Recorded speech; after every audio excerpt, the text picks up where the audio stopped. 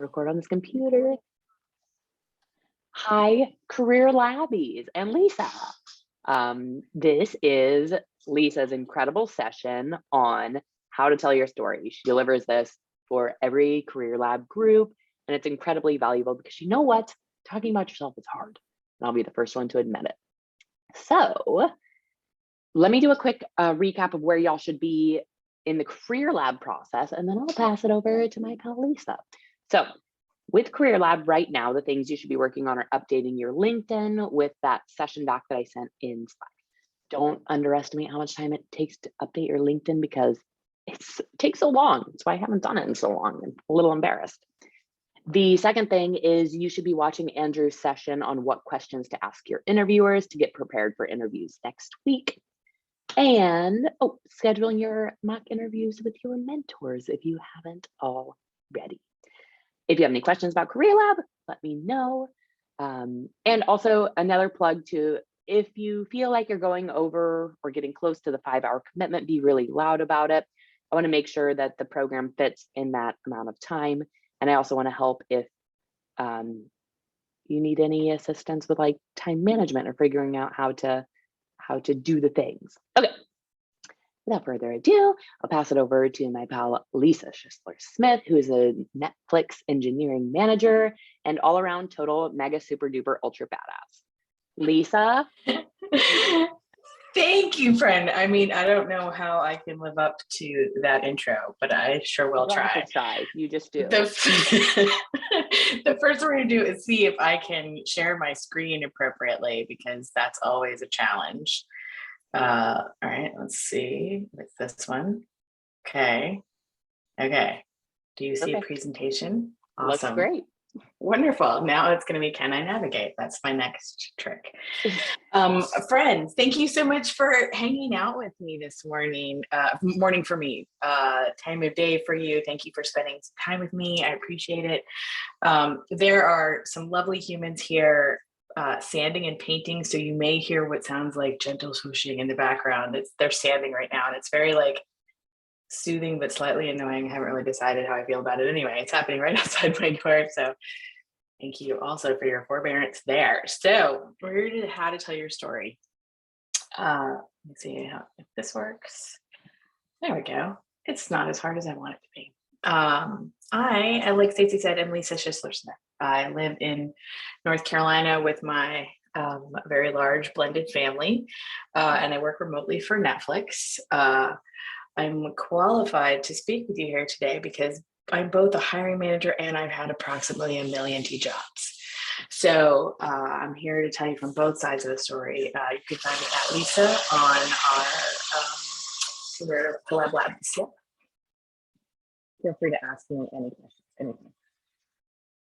So why is storytelling a thing that we use? Stories are a great human connection, and you have to represent you. Like, you're going to have some tools and artifacts that talk about who you are, but we're going to be able to talk through some different ways that you're going to use storytelling now to get that job, to make those connections. It's what goes beyond your portfolio and your resume, and it turns you into an actual living human being who's applying for this position. So everybody has a resume, right? That's part of our tools and tricks, but your story is yours. It's yours alone.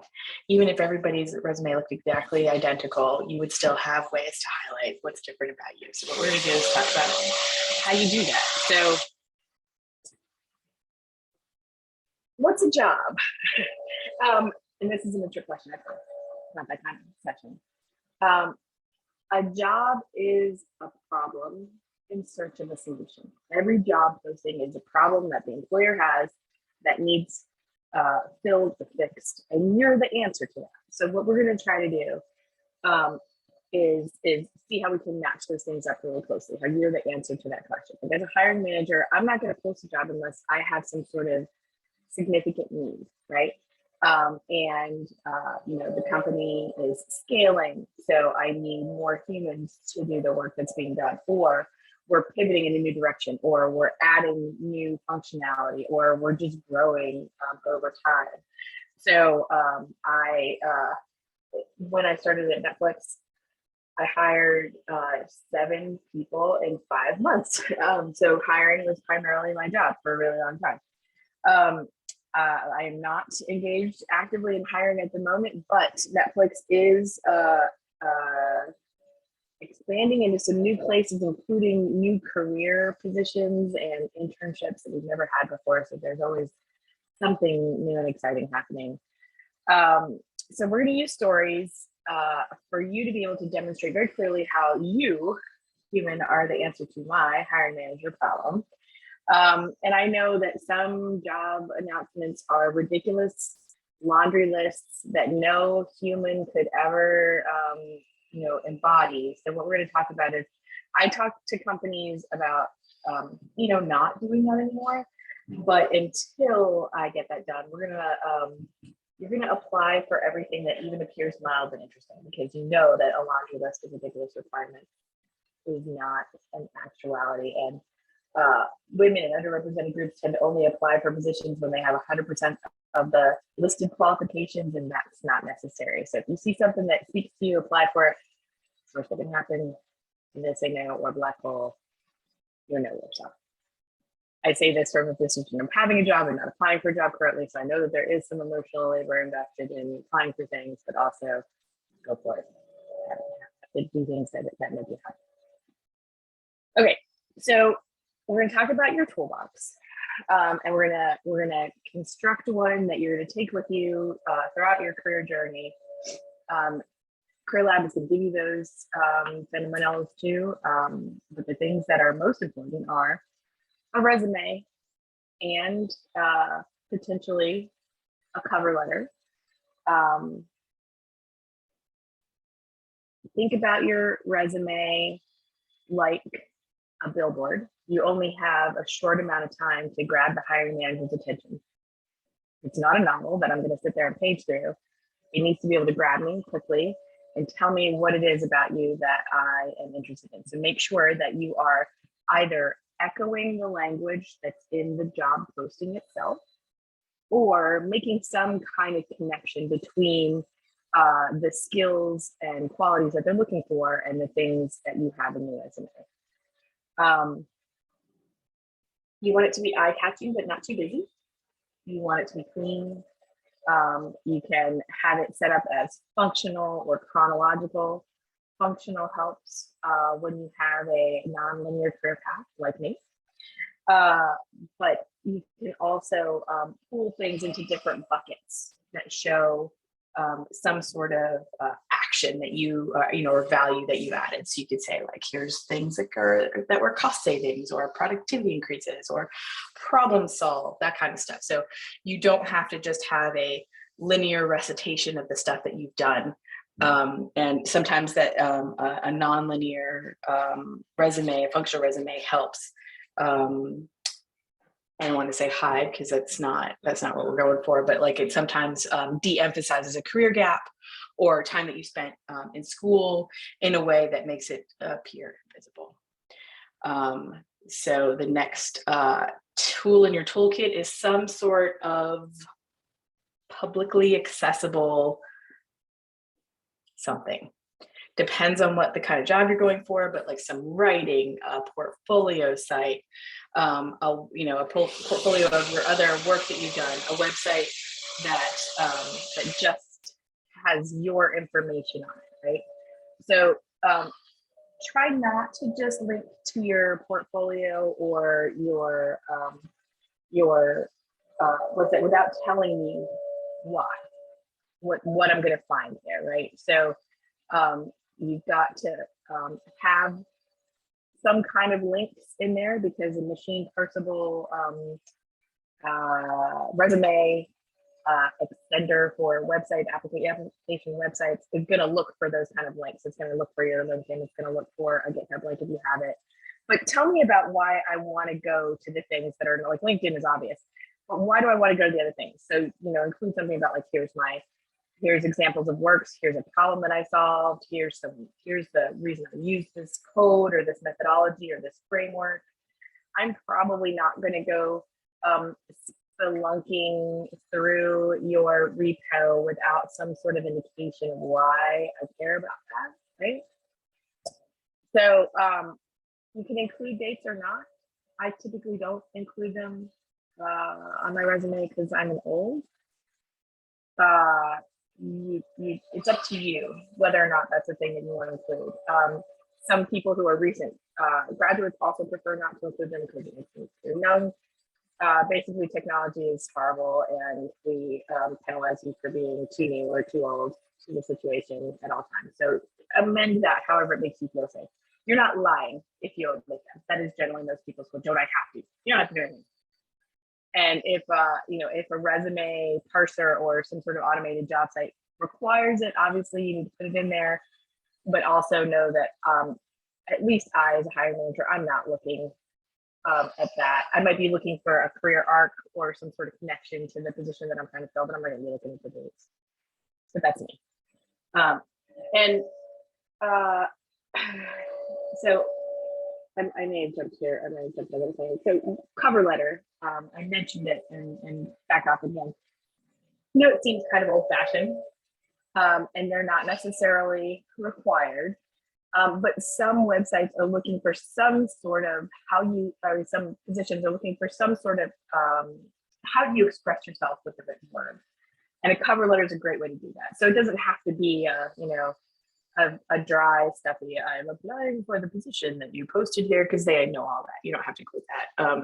But at Zapier, I believe we had like a little freeform essay that was included in the job posting, someplace where you can show them how you string together words. And they help tell your story. They help round it out in a way. So I was applying for a job a number of years ago, again, because I'm old. And I had included a cover letter that I thought was a little humorous, a little cheeky.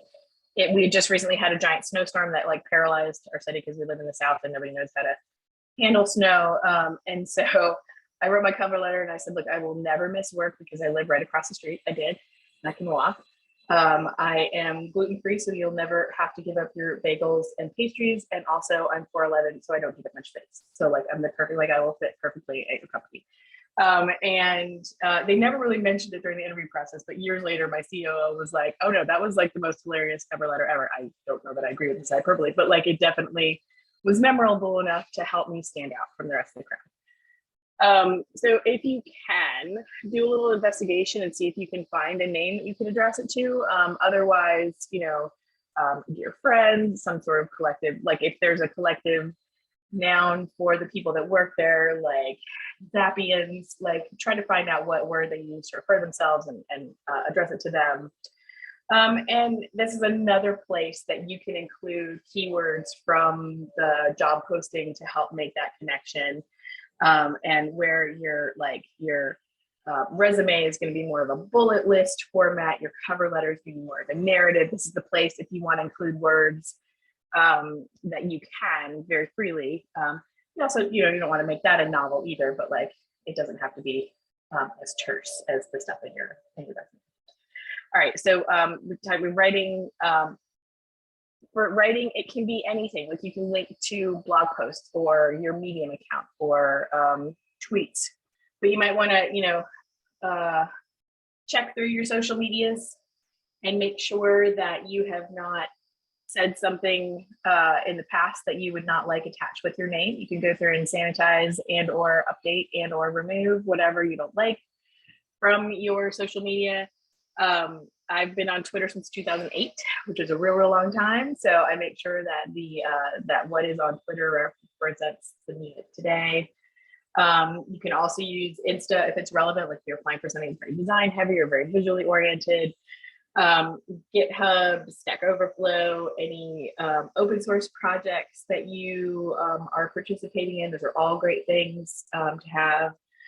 So assemble all of the artifacts that you need to be able to move through this process successfully. And then you can tweak and deploy them, but have a basic set that you could use. Like if you see something really cool, I keep a resume in my Dropbox folder at all times, so that like even if I'm on the go, I can tap one out into a LinkedIn apply here or whatever. So have something available to deploy quickly. You never know when that job is going to approach you. So here is my splash page for, this is my website. Like, it's not super sophisticated. It is this single page. It's a picture of me that a friend took at one point because he said I look like a spy. And it's basically all my contact information and some of the organizations that I work with at various points in my career. This has also had links to my portfolio, links to websites that I built that have now moved on to second and third generations of that build, since I did them a real long time ago. And then the places that I speak at and mentor with, because that's very important to me. This can be anything you want it to be. I used a headless CMS, which was kind of a fun experiment to put this together. So like, it's not only, a representation of things like the contact information, but also like a technique that I could talk about if I needed to. So make it something that's, useful. Like I said, another tool. All right, so we've got to tell your story now. We've got the tools, and now you're going to be in one or a number of these different scenarios. If you're moving through an interview process, you're going to speak to a number of different humans. So there's no downside to preparing a number of different stories and just having them sort of, assembled like index cards in your pocket that you can pop out. Try to make it like relevant to the questions that are being asked. Don't just be like, yes, no, I heard your question and I'm going to tell you something completely different. But be able to assemble the things that you're saying about yourself in a way that is, interesting, that has some emotional connections in it. And we're going to talk about the ways to do that here pretty well now. Okay, so one of the ways that you can talk about your career is a journey. And this would be sort of a linear path through things. I started in this place, I stopped off and rested at these few places in between, and here's where I am today. This gives you the opportunity to weave in some challenges about what brought you to where you are today.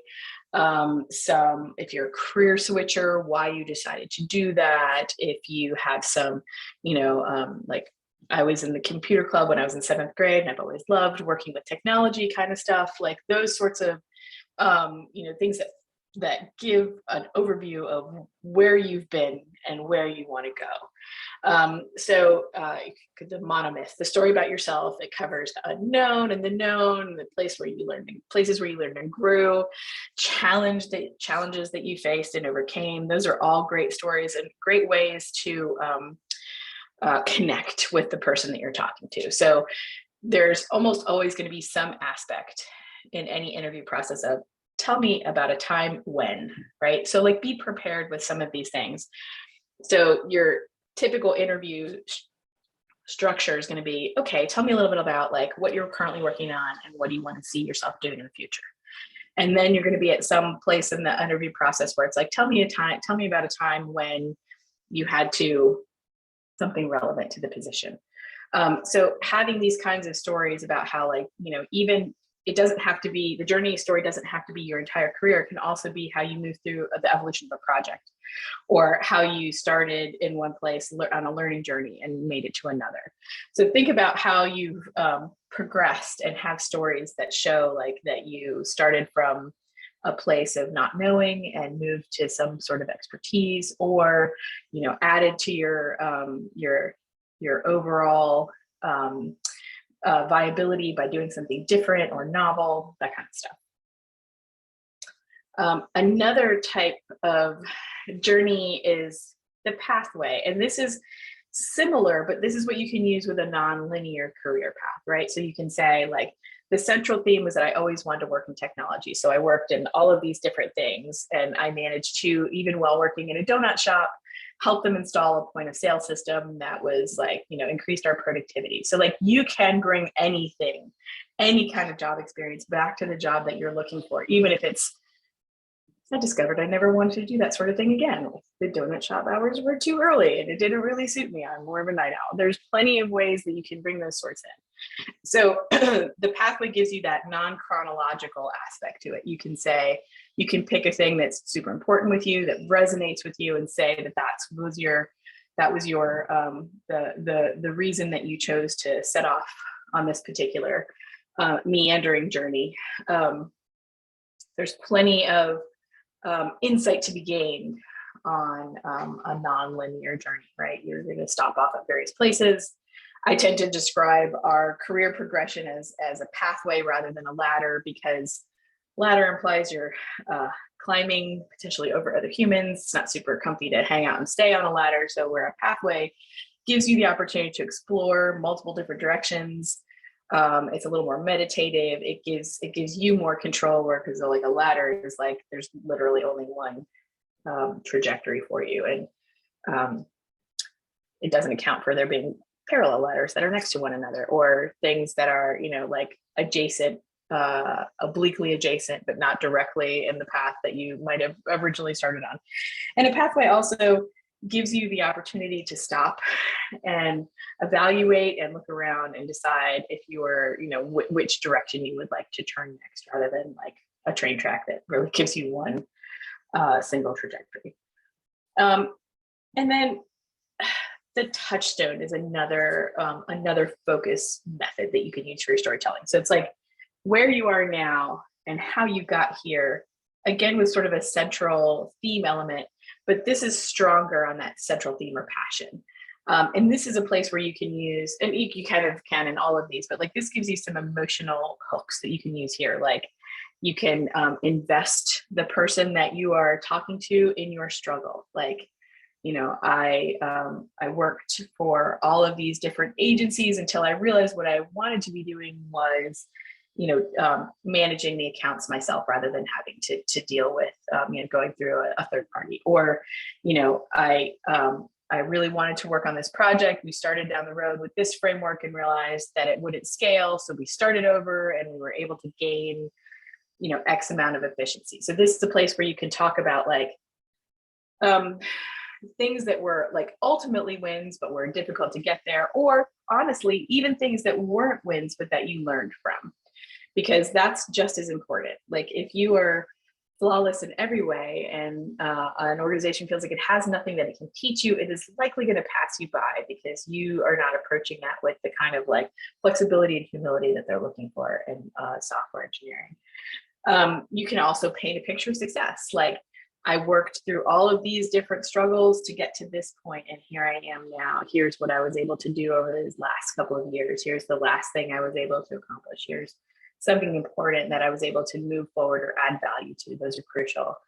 And, or you can add like a twist, right? Like, I started off as a librarian. I was in library school for a really long time. I thought that's what I wanted to do. But I was also a major at every college except for the College of Business. So I kind of think I knew I was always going to be some sort of generalist.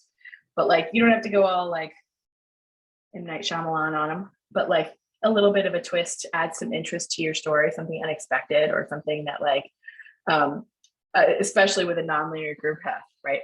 I was working here in this industry and decided that I wanted to do something completely over here. And why did I make that decision? How did I get over there? And you can combine all of these different storytelling techniques. You're going to have to tell your story over and over again in different settings. So like, don't feel like even if you tell the same story, you can always use a different point of view to tell it and it'll sound like a different story.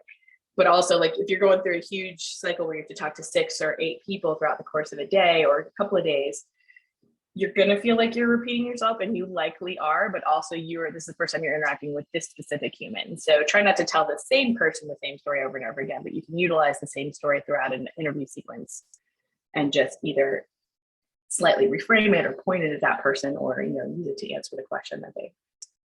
So I'm going to tell you my story, right? So I've had a nonlinear career path, which I consider to be a feature, not a bug. I've worked in all different size organizations. I've been sort of every kind of engineer there is, but at one point in my career, I was focused on front-end engineering. And there was a position announcement for someone who was looking for 3 to 5 years of React. Well, at the time, React was only about 3 years. So this is one of those stories where you're like, that's not possible. And also pretty much everybody who had that much React experience was still working for Facebook, and they were not going to come to mid-central North Carolina for a fairly lowish paying job. So I said during my presentation, I was like, no, I don't have 3 to 5 years of React, but can I show you an adoption and abandonment chart for JavaScript frameworks over the past decade or so? It looks like the Himalayas, straight up, straight down. 2 to 3 years, this thing is going to be passe. So in 2 to 3 years, do you want somebody who only knows this one thing, or somebody who is got a proven track record of language acquisition? And they hired me, they bought that and they hired me for the job, and I learned React on the job. So you can take their, I don't want to say ridiculous because that's a little bit insulting, but you can take their outsized requirements and show how even that is not necessary for this particular job. You want to focus on the right person for the job, the qualities that embody it. So like, no matter where you are in your journey, if I hire you, you're still going to have to learn how to do that where I've hired you. And you're gonna have to do that for every job. So don't feel like you don't have anything to offer if you're at the beginning of your journey. And also don't feel like you have nothing left to learn if you're further along in your journey. The work that we do in technology is ever changing, and you're gonna have to continually learn and make sure that you keep up with trends and ideas and that kind of stuff. So don't ever think that you are done at any point. I'm still not done. I've been doing this for a really long time. But what you're going to bring to that position is an energy and experience that nobody else has. When you get hired, and I know you will, when you get hired, remember that. When you're feeling like, oh, I work with all these really smart people, you number amongst them. They chose you to come work with them. Don't ever let that get out of your head, because there's going to be plenty of times, and I can tell you it still happens to me, where you're going to feel like a fraud and like an imposter and like you don't belong there, but you absolutely do. It would be silly for you to think that you worked with all these smart people and that they'd screwed up just the one time when they hired you, right? Like that's not a thing. And they're not going to just come sneaking up behind you one day and be like, haha, we got you. You don't really belong here. Take the risk. It's never how that's going to play out. So I know it can be difficult to remember that and to remind yourself of that, but like, you're there for a reason. You're bringing something that they didn't already have. You're additive to that organization, and what you get from that job is what you choose to take from it as well. Like, this is something that I want to continue doing, or I would like to pivot, or I'm learning something here. So States, this is the end of like my bit. Would we like to move into breakout rooms, or do we want to just answer questions, or how do we like let's try and do the breakout room thing, because I intentionally added the feature right before this call. Woohoo! Woohoo! So the last few times I failed at that. That's okay, because I also don't remember. Like, I know it's in our Slack archive somewhere, but I failed to make a link to the little worksheet. No worries. Let me send it, because I do have it in the GitHub section for Career Lab. One sec. Awesome. So the breakout here is basically like, think about the different kinds of storytelling that we've talked about. Just think about the course of your career and what you would like to do next, and sort of make some notes in pairs. It's much easier to tell your story to somebody else and have them make notes about like what things resonated with them, because also like, it's always going to be awkward to talk about yourself, right? So like, have somebody else working in pairs. You can have somebody else either asking questions, or you can just share your stories with each other, and the other person is going to notice things that you take for granted, right? So it's super helpful to build this muscle and talk with other humans about like, what your experience has been, and they're likely going to hear something that resonates with them that you've forgotten. So in at least pairs, I don't even know how many humans we have in the room right now. Looks like we have 10. Perfect. So work with each other, talk about it. This doesn't have to be perfect, but this is just some thinking that you can do about how you can tell your story. And then we'll come back after, I think we usually do 15 minutes for this. Yeah, 15 will be perfect. We'll come back, and then happy to answer any questions that you might have at that point. Would that be okay? I love that. Okay, so I'm going to Awesome. create breakout rooms of 2 to 3 people. And Lisa, correct me if I'm wrong, but let's spend like maybe 5 minutes telling your story to the other person, just kind of brain dumping your story. The other person will sort of take notes about what really stood out to them, share the feedback for a couple minutes, then switch to the other person to tell their story and kind of get feedback and talk about telling your story. Good. All right. Let's do it. I will put a timer on and send you in there. See you when you come back. Here we go. Open all rooms.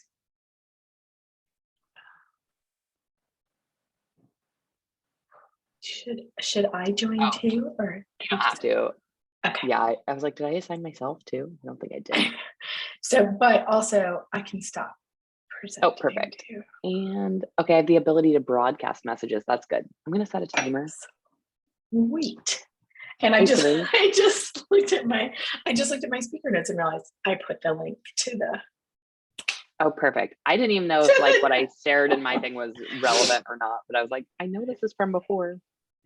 Timer. So I'm gonna stop sharing. There we go. All right, I'm gonna do 5 minutes and then I'm gonna broadcast a message saying, wrap up your story and switch to the other person. Awesome. Do we pause recording while folks are in the breakout? Okay, cool.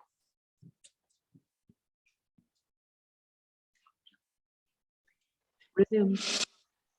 Viviana and I have a question for you. Did you put us together randomly or intentionally? Randomly, completely randomly. Oh, because we're our mock interview buddies. So we got to nice. we got to start. It was a good introduction. Wait. Good. Even better. Yeah, no, it's really nice. All of the pairings and everything too were totally random. Like I built a script that generates the pairings. I want to make it more intelligent, but like when will I do that? So that it's like it doesn't pair people from the same teams, and it pairs people in the same time zones, and like there's lots of things I want to add into it. Hi friends, how did it go? Really good. Awesome. Yay. That's a wonderful news. That's Friends, great. storytelling is super powerful, and you can use it in all different. Also, be more fun at parties. You're That's already right. super fun at parties. I know this. What questions we've got? I think like 5 more minutes or so, Stace, before Lady Dip. Perfect. What are some questions I can answer for folks? I have a question. I have kind of like a 6-month career gap, so I want to know like how I'd be able to explain that and kind of integrate that with my story without making it stand out too much. Up to you. You don't even have to mention it if you don't want to, right? Yeah. Okay. I think that's the thing, is that we all have this idea in our head that we have to be like, IRS precise in reporting all these things that we've done in our life. You can leave stuff out, you can lop stuff off the bottom, you can, rearrange things. It's your story to tell. So you decide. And the only reason I would say include it is if it's materially interesting to your story. Like I took 6 months off so that I could study this thing so that I could go do this, or I spent 6 months, volunteering so that I could get a better understanding of the problem space I was working in, whatever, but if you took off 6 months, or there was a 6-month gap because life, you can also say that if you feel comfortable enough with your interview situation, but you can play that by ear too. You don't have to say anything at all. I feel like Lisa, maybe you can answer this too. Have you ever asked somebody about a gap on their resume? Because I've never asked, and I've never asked anybody. So literally never. I think it feels scary when you're applying for things, but in the reality, it probably won't even get touched on. And the closer you are to the gap, the scarier it seems, right? Just like if you're on the edge of a cliff, it's terrifying. But if you step back a couple hundred feet, it's like, oh, it's over there. It's no big deal. But like, it's that same sort of proximity. So the closer you are to it, don't let it loom up over you. It's not any bigger just because it's closer. It just looks bigger. Same size. Okay, that was really helpful. Thank you. Of course. Yeah, many of the things that are fearful that you feel like you anticipate are probably not going to happen, because they're all like stories that are sort of out there. If you get into an interview process where somebody asks you something and it makes you feel a way, that's maybe not a place that you want to work. So know that every interview is an opportunity for you. Oh, a frozen Lisa. The suspense.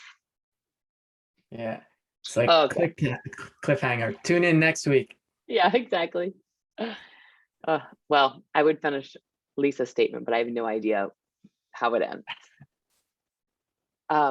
One thing that I like to think about storytelling too, especially in the interview process, is when you're telling a story, try to also talk about what you learned or what you would do different next time. So if you're telling a story about a project you worked on, be sure to wrap it up. Like, it leaves like a good taste in their mouth if you end it with, I learned a lot about this during this, and next time if I were to redo it, I would probably do this differently.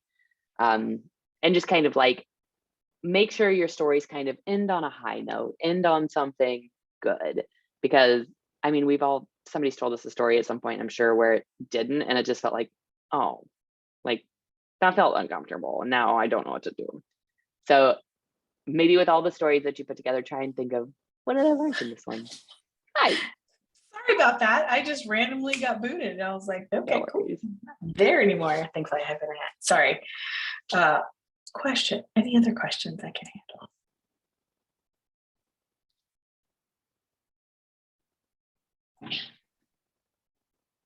Friends, thank you so much for your time today. I really appreciate you hanging out with me. If anything occurs to you, or if you just want to, spend some time talking through this, I think my Calendly link is in there. I'll drop it in the channel either way. Either ask me question in channel, or feel free to jump on my calendar, and I'm happy to chat at any point. Y'all are crushing it. Have a great rest of Career Lab, and let me know if I can help with anything. All right. Thanks so much for this, Lisa. And Bye, friends. let us know if you have any Thank you. questions. Bye, everyone. Thank you, everybody. Bye. Bye.